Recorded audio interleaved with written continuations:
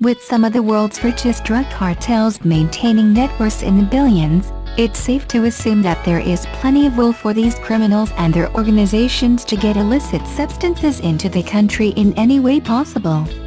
And when there is will, there is way.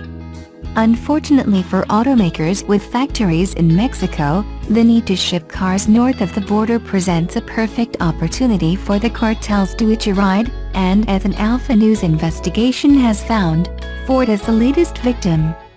It all started when the St. Paul Police Department answered a call by a car holding lot in St. Paul, Minnesota concerning 2 Ford Fusions in the lot. Apparently an inspector for the facility found 80 pounds of marijuana in the spare tire wells in the trunks of the vehicles while he was checking on them prior to loading them up for transport to dealership.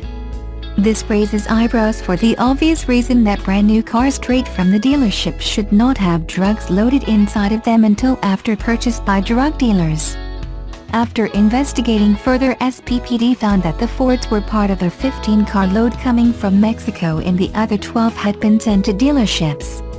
Police were able to recover all of the pot, but the fact that these types of incidents are not uncommon is telling of a larger problem at hand. Namely, the issue of drug cartels loading drugs into brand new cars built in Mexico and bound for the US in order to sneak them past customs.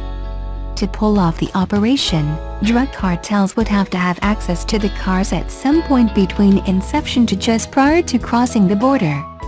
One possibility is that the cars are loaded with drugs at the factories where assembly workers make little money and are susceptible to bribes or threats by the cartels. Another is that corrupted shipping company employees have a hand in it for the same reasons, but regardless of how the operation starts in Mexico, the fact of the matter is that only 4% of commercial shipments are inspected by Customs and Border Patrol. This is because there is a large gap in security of U.S. borders that allows drugs and other black market goods to flow up to the U.S. while guns purchased in the U.S. that are illegal elsewhere are shipped into Mexico, further fueling the drug war. The lesson to take from this?